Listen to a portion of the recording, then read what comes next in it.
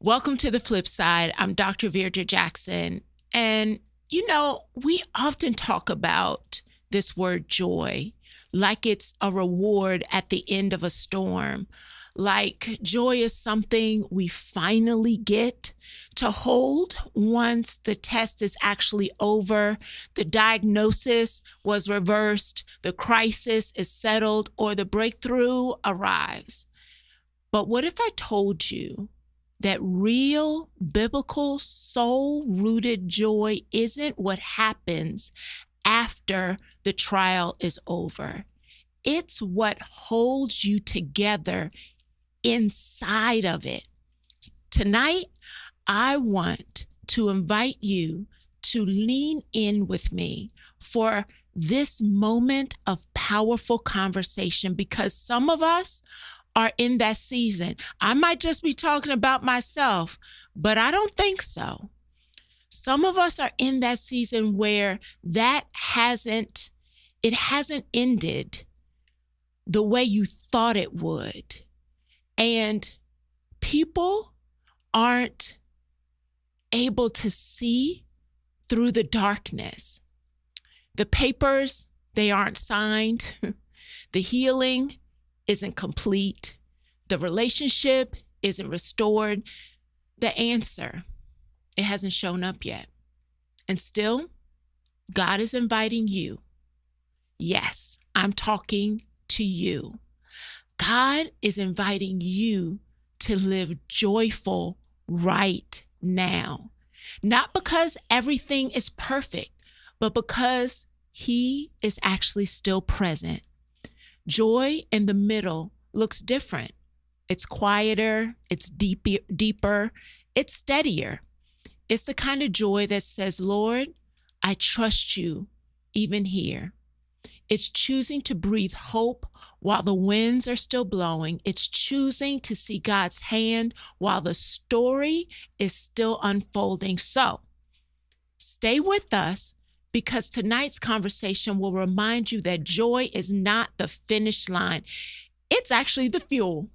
And you don't have to wait for the battle to be over before starting to live joyful. I know you can't wait, because I can't wait. Stay with us, stay tuned, and identify your joy. We'll be right back. Trauma, toxic stress, broken habit, and hurting heart don't define destiny, but peace isn't passive. It requires an exchange. To create a flip and access peace in the middle of the pieces, you are challenged to make an exchange of the lies that have kept you mentally hostage in basement moments. Resilience isn't about bouncing back, but bouncing forward. Living Strong, the flip side of adversity, brings powerful stories and fearless conversations from experts in the field of business, relationships, emotional, physical, and mental health, and faith-based communities. Each episode creates a brave space with powerful tools from authentic connections. Tune in as we dig in with Dr. Jackson on the flip side of adversity.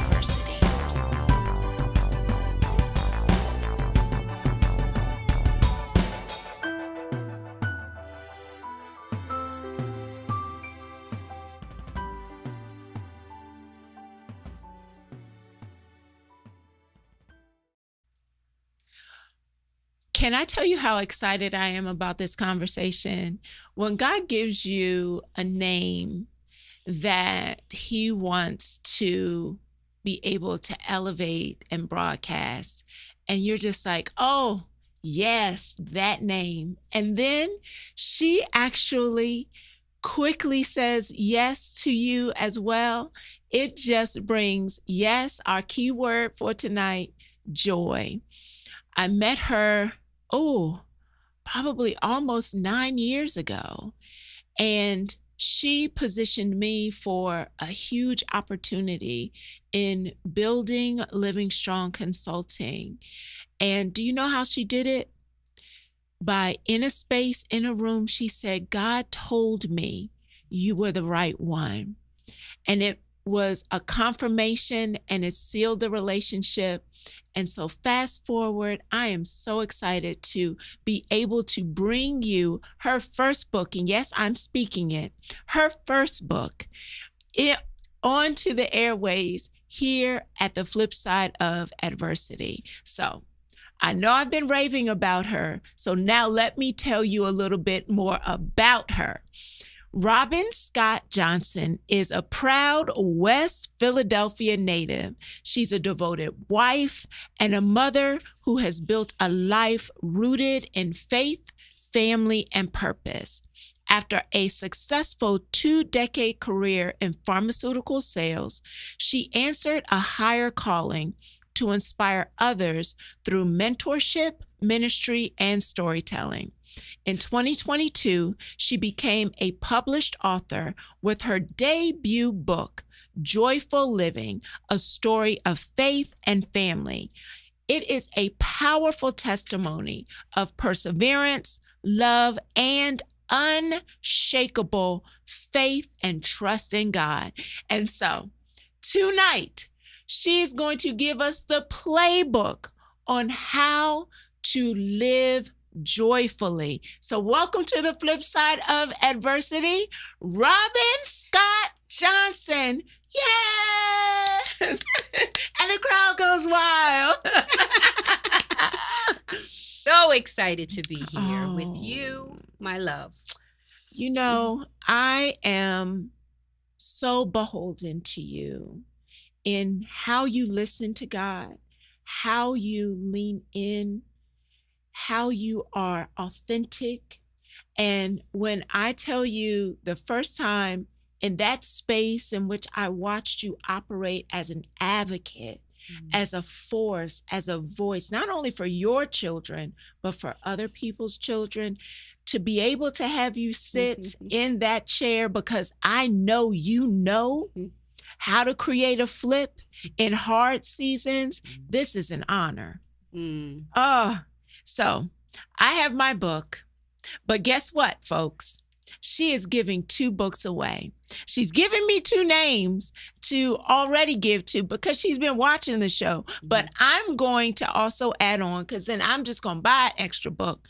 If you, the first person to actually dive in and start asking us questions, when your name pops up on the screen and you've asked us a question, guess what? You are going to get a free book as well. And she's even going to sign it for you. How awesome is that? So let's jump into this conversation. And I actually want to start from chapter 1. Powerful. So your book opens with the beginning of my faith.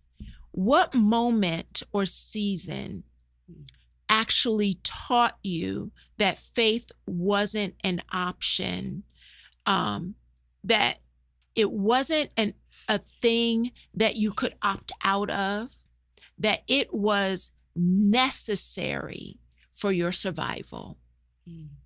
That's a good question. The beginning of the book wasn't written that way at first. I sat and paused for a moment, and God said, I need you to write when you and I first met, because that was the beginning of your faith. And that was difficult for me because I had to write about some tough things. And in chapter 1, I shared that. And God said, I need you to share that because that's when you and I began our relationship. That's when you began to start trusting me. And that is where it all began. And that was tough. Yeah. That was tough. But I knew then, and I looked back on my own childhood, and I knew that God was real for me. Yes. And that I was precious in his sight, and that he was my heavenly Father, and that he would protect me. And he did. By opening the book this way, and I tell you, as I read into the book and read that first chapter, you were honest, you were vulnerable, there were raw moments, but you also helped us understand how God will show up in the ups and the downs. And just by you starting that way, oftentimes when we're in hard seasons, one of the first things we need to do is remember what he's already done.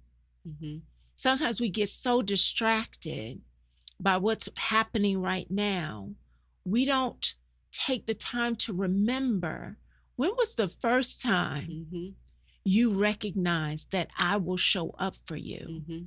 So powerful.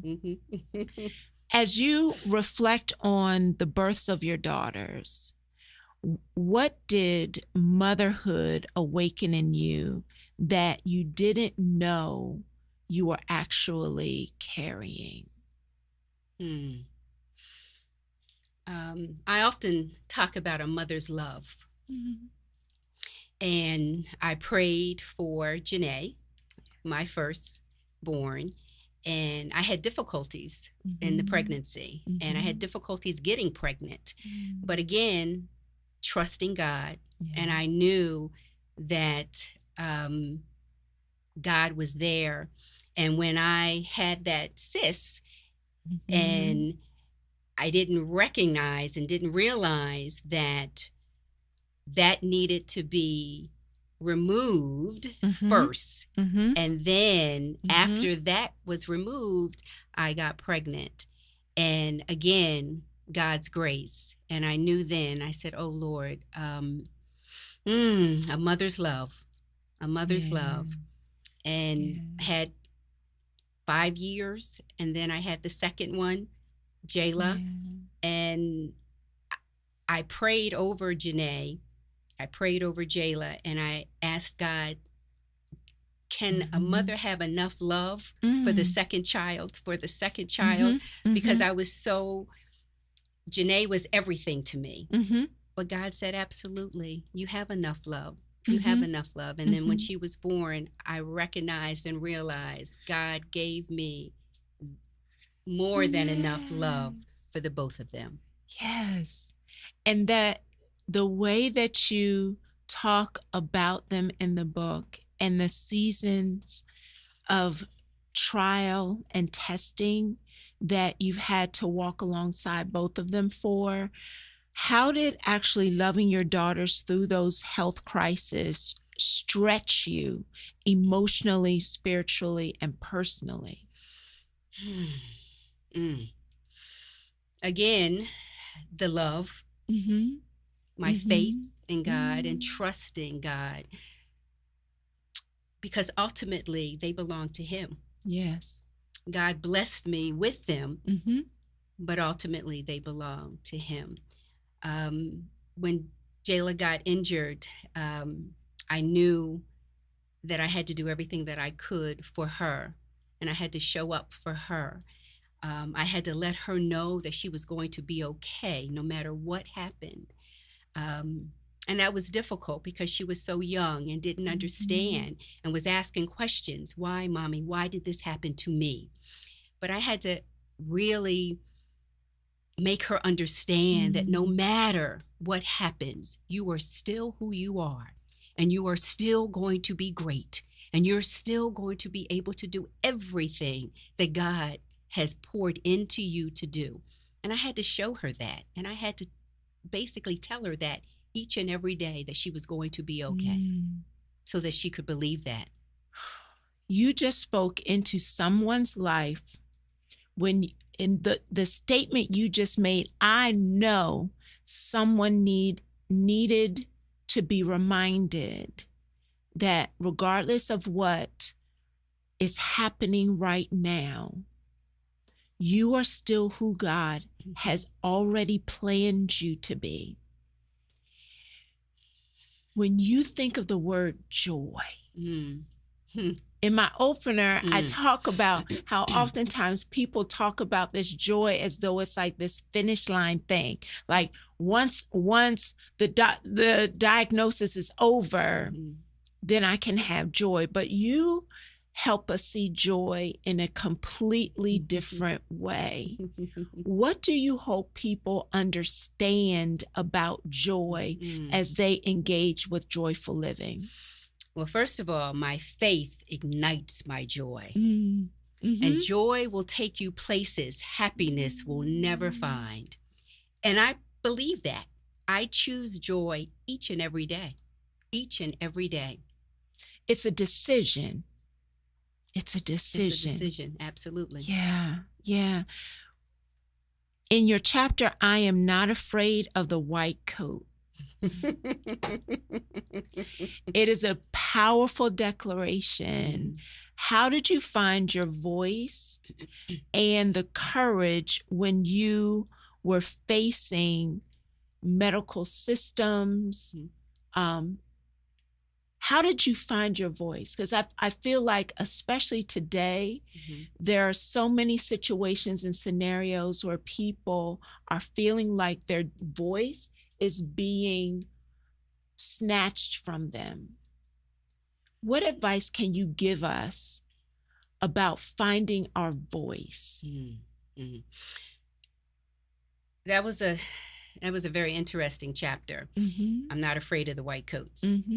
God will prepare us, provide, and give us peace. The background that I worked in the pharmaceutical industry gave me that. God provided that for me. So I wasn't afraid. I humanized all of the doctors when I got there. And I had to advocate for my daughter because it was a rare illness that they were not familiar with. So we had to educate each other. So I started there with educating them and advocating for her in a way that they were not used to. So it was a learning for all of us. So when they did grand rounds, they made sure that I was with them. Because again, we were all in this together, and I started saying we're all on Team Johnson. Yes. So you're part of Team Johnson. So I basically had a blueprint that was totally different than they had ever seen before. But I was in charge because this was my child. Yeah. And I wasn't going to do anything but do the best. Right. And expect the best. And expect the best. Absolutely. And when I think about parents who it may not necessarily be a medical diagnosis, but it may be sitting in front of a principal or sitting in front of a judge or identifying how to advocate for their child in a system that oftentimes does not value them the same way, right, or the way they should be. You're explaining to us, first, humanize the person across from you. And then don't be afraid to handle the situation differently from the way they've always done it. That you can do it differently. Right. And no one knows your child better than you do. And I had to remind them daily, this is my child. I know her. I know her. And you're going to treat her that way. What you see before you is an illness. And on her door in the hospital, I had a picture of her graduation picture, and I had her triggers. And I said to them, when you walk in this door, when you walk in my room, and I had the room set up like an office. When you walk in, I want you to first look at the picture and see her triggers. And when you walk in the room, you treat her as such. Wow. That right there. That right there. Because just because she's young, just because she's not well in this moment, you will honor her, you will respect her, and you will understand her. And you made it practical, visual, and tangible. Yes. Oh, my goodness. So caregivers sometimes can lose themselves in the process. What did you do to stay emotionally grounded and staying connected to who you are as a caregiver in such challenging times? I had a phenomenal village. Mm-hmm. My church, as I speak about, Christian Stronghold, my pastor, associate pastors, all of my friends there, my community that I live in, the social organizations that we belong to, all of them supported us. They loved us. And I can't thank them enough, because you have to be connected. You have to be connected with the community so that they can help build you up when you're going through something like this. And even in the hospitals, because I never left Janae. I had my Bible. I had everything that I needed in that room. And even though I might not have been speaking to people on the phone, I saw their texts. I saw them sending prayers and sending things to me, and that held me up, because I didn't leave her. I stayed right there in the hospital. And a lot of the nurses and doctors came in and said, Ms. Johnson, we're supposed to be helping and serving your daughter, but you're helping us. There's something about this room. It's calming. We feel the spirit. And that's only because God said, everyone who comes in this door, you speak about me. You speak about the goodness of God. And that's exactly what I did. You're reminding us that when we go through things, to find your village and remember you're not alone. Because sometimes the enemy will have you isolate and withdraw, when actually it's the very opposite of what you're supposed to do. It's to find your circle, to lean in, and to also be ready to listen for what assignment you have, even in the middle of the trial. You're still on assignment. Absolutely. You will speak of me. You will bless the doctors with a room that is filled with peace. And joy. And joy. So how do you define joy? How do you define joy? I said, I which is my saying, and Jayla said, Mommy, you have to say it over and over again. Joy will take you places happiness will never find. Yeah. So it's that decision. It's that, what are your rituals? Because I feel like people, I know I do, need a practice, a way to tap into that joy on a regular basis. So I know you said prayer. Do you have a routine or a ritual of how you access or tap into the joy that operates in you? I wake up thanking God every morning.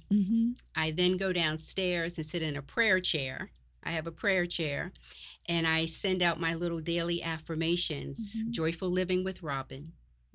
And I'll send out little affirmations, and I sit still for a moment every day, and just in gratitude of what God has done. I wake up every morning looking at 3 miracles: my husband, Janae, and Jayla. And if you can't see miracles in your life, and by me seeing them and talking to them, I know God is real. I know God is real, and what God has done in my life and for my family. And I refuse to give God a bad name. Refuse. So I walk around, and my kids and anyone who knows me will say, she's always, she's going to give us, it's joy, joy, joy, joy, joy. I don't know what else to do but be who I am. And if that is what you see when you see me, then that's God. That's nobody but God. Finding space, prayer, identifying what you are grateful for, looking for the miracles. Even in the clouds, look for the miracles, and identify affirmations that you not only say, because most people talk about the affirmations they say to themselves. You took it a step further and shared that you share affirmations with others. So it's not just about you. You are helping others realize how to affirm and stay in an affirmed place. Powerful, so powerful. So you are hosting things called Joyful Heart to Hearts. Tell us about these. Tell us more. So everyone's saying to me, Robyn, you need to do this, this, and that. And I said, if you read my book, you know that I'm not going to do anything unless God is telling me to do that, because I'm obedient to God's word. And this is his book.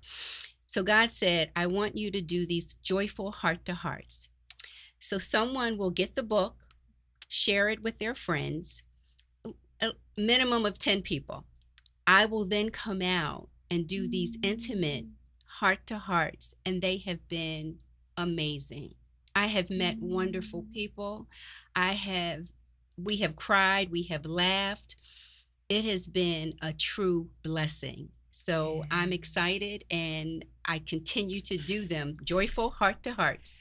Well, y'all already, if you want to have a joyful heart to heart, you need to get the book. How can somebody get their hands on the book? It's on Amazon, or they can go to Amazon, or they can contact me. Yes. They can contact me on Instagram or Facebook and message me and let me know that they're interested, and we will set up a joyful heart to heart. And it's a Robyn with the Y for all of our podcast listeners who are just getting it with audio.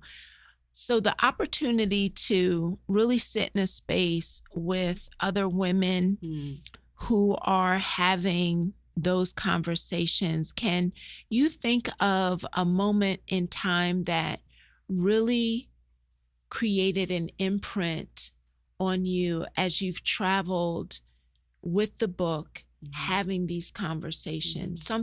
A moment in time that really impacted you? Several times, women have come up to me and said, your beginning was my beginning. Yeah. And I never shared that with anyone. And that's what they said to me. Yeah. I'm a hugger.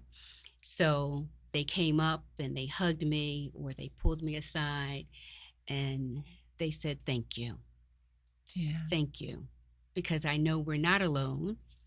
We're not alone. And there's things that we bury, that we don't discuss. But those heart to hearts, people feel safe, and we share things that they have not shared before. And a lot of times it's with friends that they know, and the space is sacred. Yeah. And I'm grateful that we are allowed to have those spaces. Yeah. It sounds like the opportunity to have that time also allows women to get free from some things. I often believe that these episodes land in the hands of a listener at just the right time. Say that a woman who is listening has felt ignored, erased, unseen, and feels like she is barely hanging on. I want you to speak to her. What do you want her to understand about joy when she's feeling like it's actually a time to give up?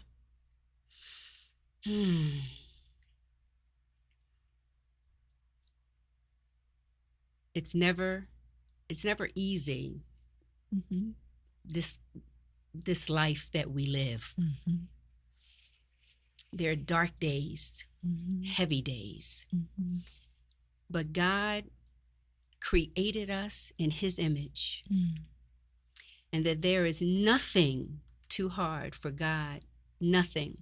Hold on and don't give up. God loves you. People love you. Yeah. You have to find special folks that you can call on and share, and they can remind you how beautiful you are, how special you are, because all of us are special. We all have a gift. And when those days are dark, instead of looking at the darkness, just look up and say, Lord, I need you. I need you. I need you right now. And God will show up. God will show up. And I'm a virtual hugger. So I'm hugging someone right now who needs to be hugged, who needs to be reminded that you are a beautiful soul, that God loves you, that you are surrounded by people that love you, and to never, never, ever, ever give up. Ever, ever, because God has a plan for you and a blessing coming. And a blessing coming. And a blessing and coming. A blessing coming. And a blessing coming. This book has been a blessing. It has been a blessing to me. It has been a blessing to many others. But it's not easy to write about such hard, vulnerable parts of our lives. How were you able to actually produce the book? What was your process of getting the words on the page? Well, again, this is God's book. When everything was going on, in 2014, God said, okay, Robyn, it's time for you to write a book. And I said, a book? What book? God said, you don't think I brought you through all of this for you not to tell this story? And I sat back. I literally fell back and said, well, how do I begin? And God said, go get those journals you've been keeping. And I had date books from 2005. And most times you would throw those out. But I started putting them in a bag, not realizing. And God said, go grab them. I went and grabbed the book, and lo and behold, were journals, date books from 2005. Wow. And I started looking through them, and I wrote notes on dates and all of those things. And God said, okay, begin. And I said, well, where am I going to start? What am I going to do? So I went to Starbucks. He said, you love Starbucks, go to Starbucks. And I sat at the table at Starbucks with my computer and my notebooks and these books. They started calling that table the faith table in my local area at Starbucks. And I started writing. And I wrote Janae's story and Jayla's story separately. That's how I started. And gave it to my editor. And she said, Robyn, this is good. This is a good start. But you have to integrate the stories because everything was happening at the same time. And your reader needs to know that all of this was going on at the same time. It's not two separate stories. It's one story. It's your story. And it's happening at the same time. So I had to rewrite. And it took me 7 years to write the book. And I did do exactly what she asked me to do. And then God intervened and said, this is good, but I need you to go deeper. I need you to share. I need you to share some things because whoever is going to read this is going to resonate. And even if just one person, it's that person. So I had to go deep and I had to take off, everything to just go deep. And I did that because, again, God is getting the glory from this book. And I shared a lot in there that it was a lot. You are so courageous and intentional and authentic because as you have continued to share the process, the book, the experiences, wherever you go, you make a deposit of your faith, whether it is the doctor's office or Starbucks or it's in my life. How have you learned to be so authentic about who you are and who God is calling you to be? I don't know any other way. You've no always ways. been that way. Always been that way. Even as a pharmaceutical. Oh, yes. Yes. They called me Miss Rep Lady, and I would go in areas that a lot of reps didn't want to go. And I would see young African-American men, young boys, and I would stop and hand out notepads and pour into them. So they started, when they would see me, they would say, "Here comes Miss Rep Lady." And they would stand by my car, watch my car while I would go into the doctor's office and things like that. And I would come back and give any food that was left over, I would give to them, notepads, pens, and all those things. And I would ask them, "What dreams do you have?" I said, because you can turn your life around. Right? Because love is love. Love is love. Yeah. Love is love. And love is an action. Absolutely. And love is light. Yes. Love creates an imprint on others. Love changes lives. It's not just an emotion, but it shows up deeply for people. And authentic love, people recognize it.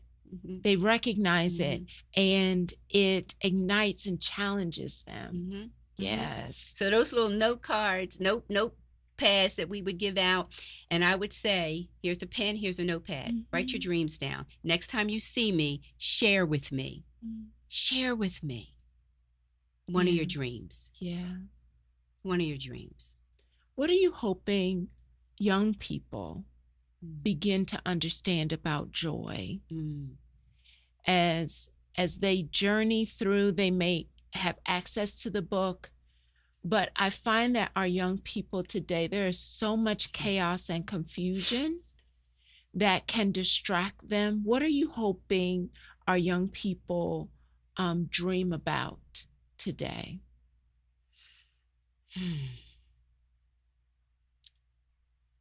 That's a good question. They have to learn to love themselves first. And once I think that they know their worth, yes, know that they are worthy, that they belong where they belong, when they show up in who they are, that they are respected, loved, cared for, and that's important, whether they're in school, in their neighborhoods, on their jobs, they have to know their worth. And we, as older folks, have to pour into them and remind them daily, that they are loved and that they are our future, a legacy, because they came from phenomenal people, their ancestors. They got to know their history. All of that is important. And if they don't know it, we, the village, because I'm all about the village, can pour into them. All it takes is one person pouring into another. That's all. And kindness. Kindness. Show kindness to them. We forget about that. Well, it feels like there's a shortage of it right now. Right. That kindness is free. Right. But wow, is it priceless? And as you're talking about what you want young people to dream about, I literally was thinking about your daughters. Because when I say strong, powerful, understand their worth, as a mom, you created space for them to grow into that. What are you hoping mothers understand in this season and time? Because it is not easy. During the time when both of them were battling, I had to show up for them. So I got up every day, got dressed, because if they saw me moving forward and not woe is me, then they did the same thing. They mimicked that, right? So I couldn't walk ahead of them and clear the path, but I can stand behind them and gently push them forward, because they have to fall and fail, right? And feel that.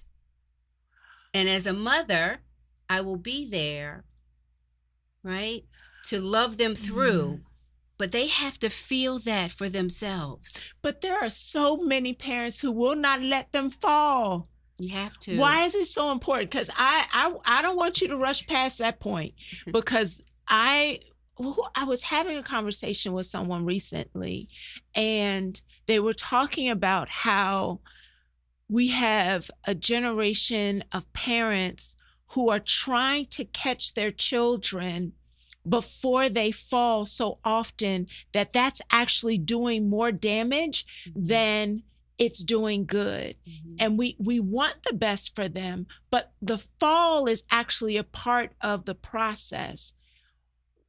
In your own words, why do we need to let them fall?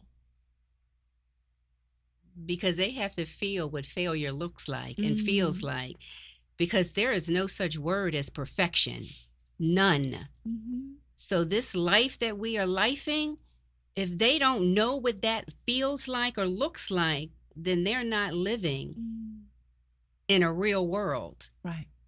And I needed my daughters to be able to fall, get up, know what that feels like, feel that hurt and all of that, so that they know, and then pray about it and trust God. And God doesn't answer all of our prayers when we want them. So they have to know that for themselves. They have to find their own joy. Right. They got to find their own. And their own faith. Absolutely. They can't continue to lean on your faith. Right. They've got to find their own. Absolutely. And tap into that for themselves. Because your faith literally is a cloak over you. And you have a life verse, Proverbs 3, 5, and 6. How is trusting God without understanding shaped your joy?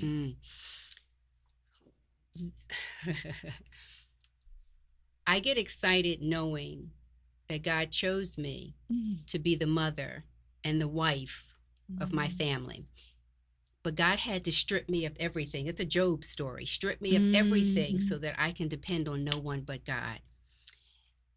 And by doing that, it transformed me. Yeah. And like I said, every day I wake up and I see 3 miracles. So that is where all of that comes from, because every day I see what God is doing and has done. And it hasn't been easy, and it hasn't been immediately. We have to wait on it, because God says, darling, I'm not giving this to you yet, because you haven't learned that lesson. What has patience taught you? This is it. This is it. This is it. This is it. It's all about patience. Yeah. And I'm trying to teach that to the girls, because this new generation wants everything now. Immediately. And it doesn't work that way. We have to wait. And there's scriptures on that. Wait on the Lord. God knows what's best. God knows what's best. And sometimes that what we think is best is not. It's not the best. Not his best. Not his best. Yes. Absolutely. And you always want his best. Not our best. God's best. So we have to wait. And in that waiting, what does that look like? In that waiting, what does that look like? How do you show up in that waiting? See, my joy is still my joy, even in the waiting. Yeah. Can you tell us 3 things you've learned from waiting?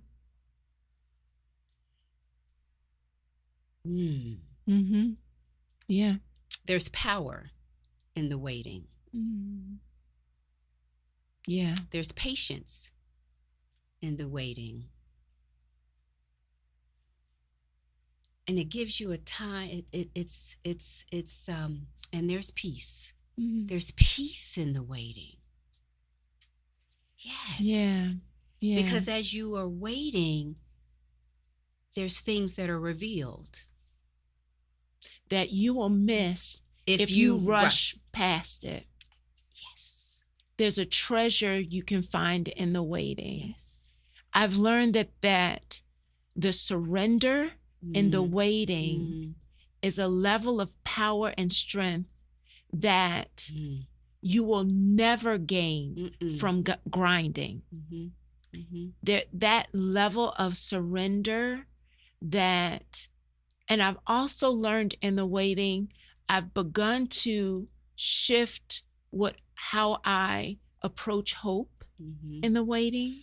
So I've gotten to a place where I've shifted hoping connected to a particular outcome, but truly understanding that the hope is in the character of the God who is actually controlling the timeline in the first place. And that process of just making that slight shift from my hope being in I'm hoping for this thing to hoping in the character of a sustaining God, of a faithful God, of a generous God, of a promise-keeping God, like hoping in his character has truly helped me be grounded when I have no idea of what God is doing. And that is the beauty. That's the beauty of it.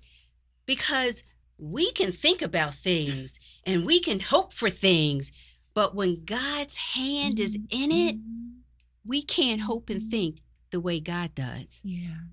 And during that waiting, when it finally comes, it's unimaginable. It's like, oh my goodness, thank you, thank you, thank you. Because what I wanted and what I was nothing like this. And that's the beauty of it. Yeah. That's the beauty of it. Yeah. And we just have to slow down. Just slow it down. Just slow it down. In a culture that is the Insta culture, right. You're challenging us with this book, with your wisdom, to actually slow down. Ooh. To the person who says, I just can't slow down. Don't you know all the things that I've got to do? These people depend on me. If I don't do, what are you saying to the person who says, Robyn, that sounds nice and good, but I don't have time to slow down? What do you say to them? Moments matter.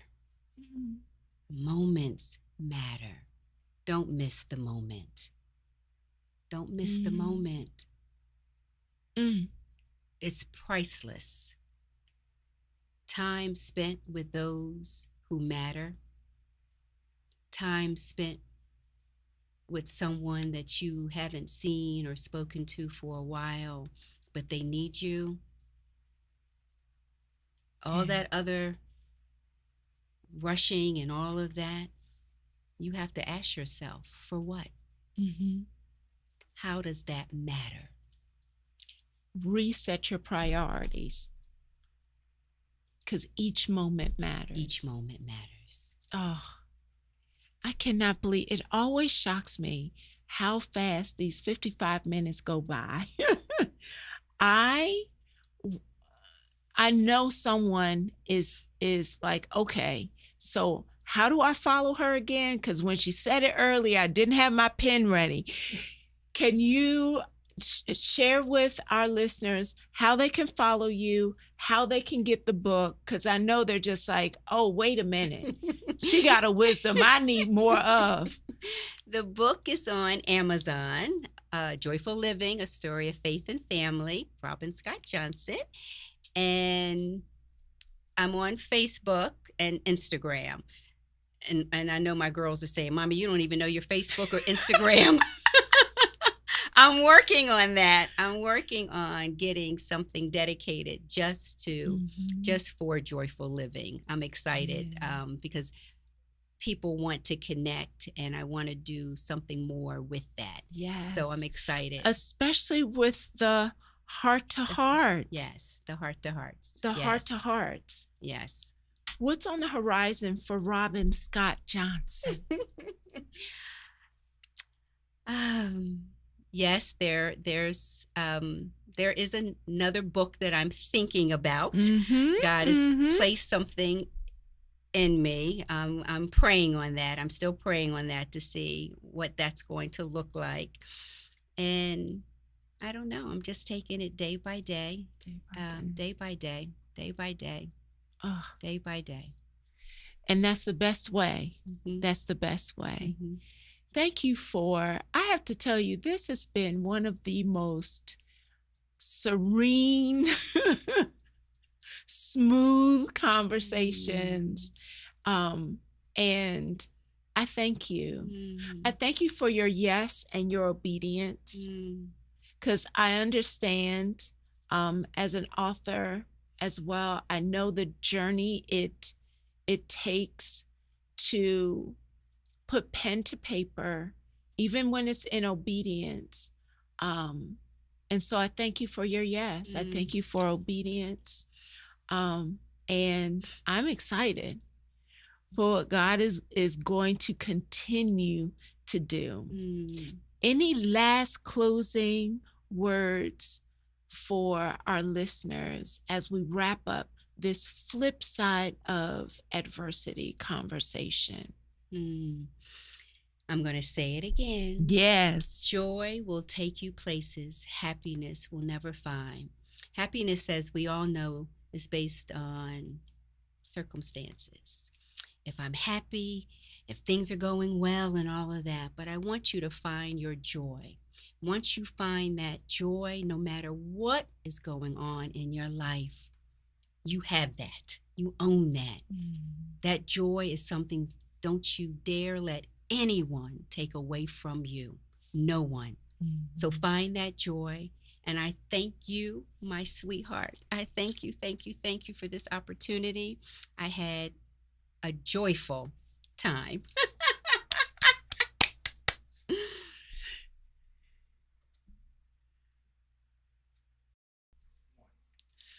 What a gift tonight has been. Robyn Scott-Johnson has reminded us that joy is not the absence of hardship. It's the presence of God in the midst of it. Her story, her faith, her fierce love for her daughters has shown up and showed us what joyful living truly looks like. Choosing trust when the outcome is unclear, choosing hope when the road is hard, and choosing joy even when that trial hasn't ended yet. But here's the part that I actually want you to hold on to. This part that belongs directly to you. What will you do with what you heard tonight? Joy is a practice. Joy is a posture. Joy is a decision you get to make every single day. So your call to action is simply this, but it's a powerful one. Choose one moment this weekend to practice joyful living on purpose. Maybe it's offering gratitude in the middle of uncertainty, or maybe it's speaking life over a difficult situation. Maybe it's inviting God into a place you've been carrying all alone. Whatever it looks like, this weekend, choose joy, choose faith, choose to believe that God is actually directing your path even now in the middle of this. So I want to say thank you for joining us tonight. And remember, joyful living isn't waiting for you at the finish line. It's rising up inside you right now. So keep walking, keep trusting, and keep choosing joy.